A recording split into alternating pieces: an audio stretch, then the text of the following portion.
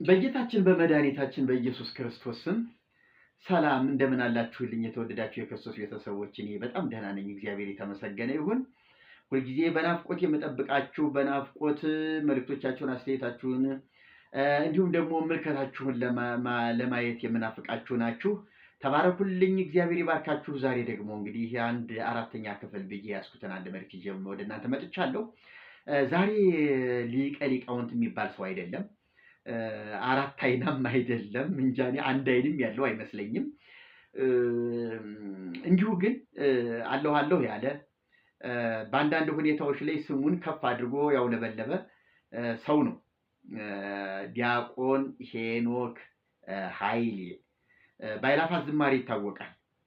ስሙ የገነነውና እንደው ጳጳሳትን ሁሉ ከእግሩ በታች ያንበረከከ ዝናውን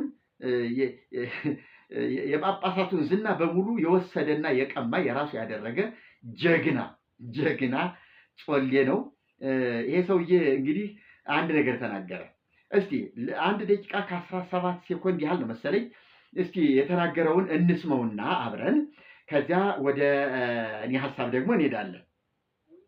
ወንጌላዊ ዮሐንስ በሕይወቱ ስቆ አያውቅምና ቁጹረ ገጽ ትላለች ቤተክርስቲያን። ፊቱ በሐዘን የጠቆረ በተለይ ዓርብ ዕለት ክርስቶስ ሲሰቀል ቆሞ አልነበር? እዛ አይቶ የጌታ መከራ አይኑ ላይ ስላለ ፊቱ ሐዘን አለበት።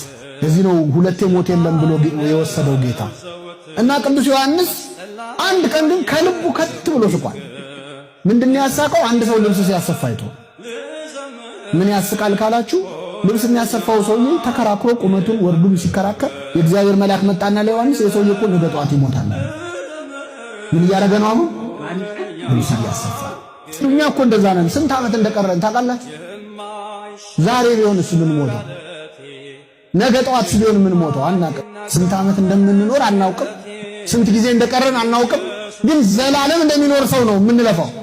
ብዙ ዓመት ይኖር ይመስል ወጣቱ ቆይ ትንሽ እድሜ እንትን ይበል። ቅዱስ አውግስጢኖስ የተባለ ሊቅ ሰው አፍሮ የማይናገረውን ነገር ተናግሯል። በእኛ ወክሎ ምን አለ መሰላችሁ? ጌታ ወይ ኃጢአት ሰርቼ ገና ስላልጠገብኩ ትንሽ ጠብቀኝ፣ በደንብ ላዳርስና ምኖቹ አፍ አውጥተናል እንጂ እኮ ብዙዎቻችን አሁን በጣም መንፈሳዊ መሆን አንፈልግም።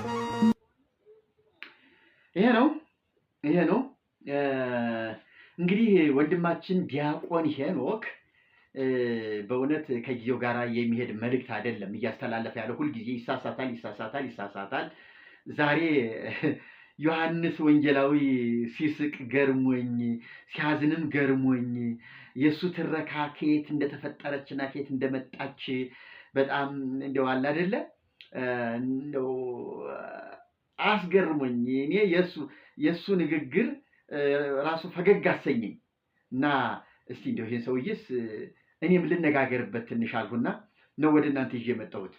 እንግዲህ እንደሰማችሁት ዲያቆን ሄኖክ ስለ ዮሐንስ ወንጌላዊ ነው እየተረከ ያለው። ዮሐንስ ወንጌላዊ በሕይወቱ ስቆ አያውቅም አለ። በሕይወቱ ስቆ አያውቅም። አንድ ጊዜ ብቻ ስቋል። በትርጓሜ እንደዚህ የሚል ታሪክ አለ። ዮሐንስ ስቅለቱን የሳለ ለመጀመሪያ ጊዜ ዮሐንስ ነው አሉ።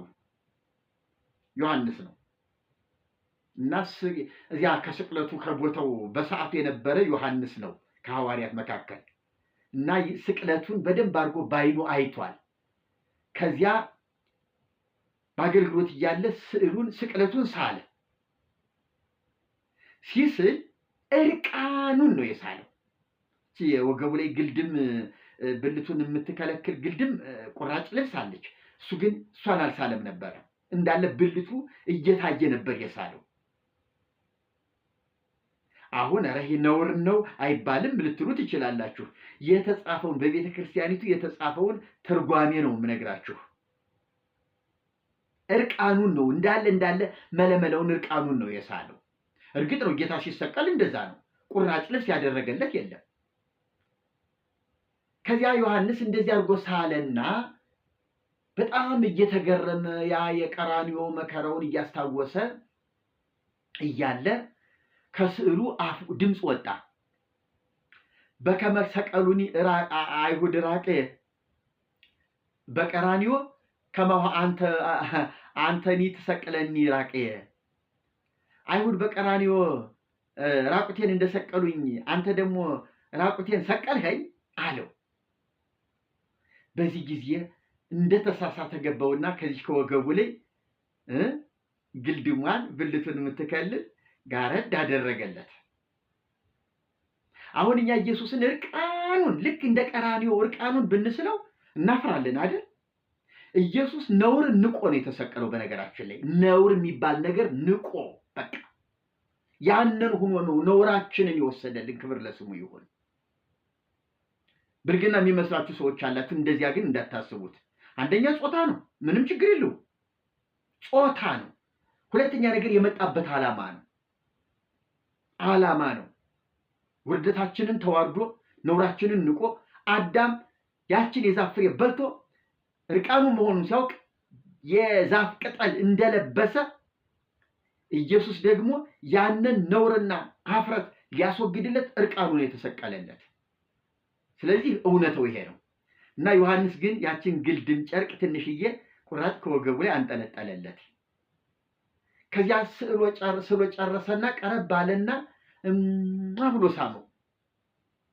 ወተጣበቀ ከናፍረ ዮሐንስ ምስለ ስዕል የዮሐንስ ከንፈር ከስዕሉ ጋር ለአንድ ሰዓት ያህል ተጣበቀ። ሙጭጭ በቃ ልልቀቅ ብሎ ቢልም ሊለቀው አልቻለም። ስዕሉ ተጣበቀ እና ለአንድ ሰዓት ያህል እንደተጣበቀ ቆየ። ከአንድ ሰዓት በኋላ ስዕሉና ከንፈሩ ተላቀቀ።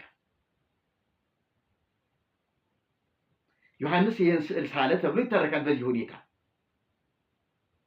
እና አሁን ሄኖክ ምንድን ነው እያለ ያለው?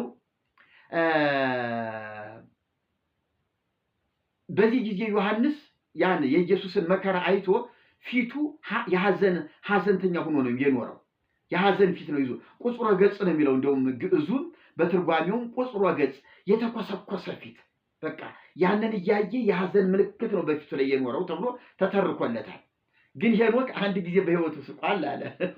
ከየት እንዳመጣው አላውቅም። የፈጠረው ፈጠራ የራሱ ቤተክርስቲያኒቱ መቼስ ህዝቡ እንዲያደል ዝም ብሎ የሚጋት አይደል እና ምንድነው ዮሐንስ በሕይወቱ ስቋ አያውቅም። አንድ ጊዜ ብቻ ስቋል አለ። እንግዲህ እንደሰማችሁት እኮ ነው። ሰውየው ልብስ ሰፊ ጋር ሄዶ ቁመቱን ወርዱ ምናምኑን ስፋቱን አሰፍቶ ይከራከራል በዋጋ። ከዚያ መላኩ መጣና ይሄ ሰውዬ እኮ ነገ ይሞታል አለው ለዮሐንስ።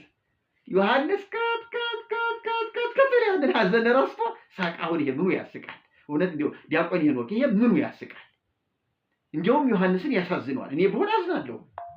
ለምንድን ነው የምስቀው? በጣም ያሳዝናል። የሚያሳዝን ነገር በቃ ነው እንጂ መባል ያለበት እንዴት ይስቃል?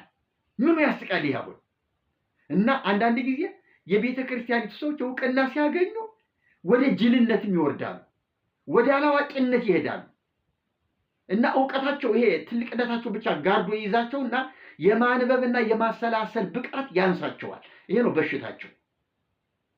ስለዚህ ዲያቆን ሄኖክም እባክህን እንደው ያለ ተደማጭነት ይብቃ። አሁን ወደ ማንበብና ራስህን ወደ መፈለግ ብትመጣ ይሻልሃል ነው የምልህ። እኔ ዲያቆን ስመክር ለመጀመሪያዬ ነው። ምክንያቱም እኔ ብዙ እውነት ለመናገር ዲያቆናት ገና ብዙ የሚቀራቸው ነገር ስላለ፣ ለማንኛውም ይሄው ነው። እግዚአብሔር ይባርካችሁ፣ እግዚአብሔር ጸጋ ይብዛላችሁ። እንግዲህ ዮሐንስ ያዝን ኑሮ በጌታ ስቅላት በዚያ መከራ በአንድ ሰው ምክንያት ግን በማያስቅ ነገር ይልቁንም በሚያሳዝን ነገር ሳቀ ተብሎ ተቀልዶበታልና ይሄንን ደግሞ እንደው እንዲህ አይነት ዲያቆናት ያለ ቦታቸው እየገቡ ባይፈተፍቱ ለማለት ነው። እግዚአብሔር ይባርካችሁ፣ እግዚአብሔር ጸጋ ይብዛላችሁ። ሰላም ሁኑልኝ።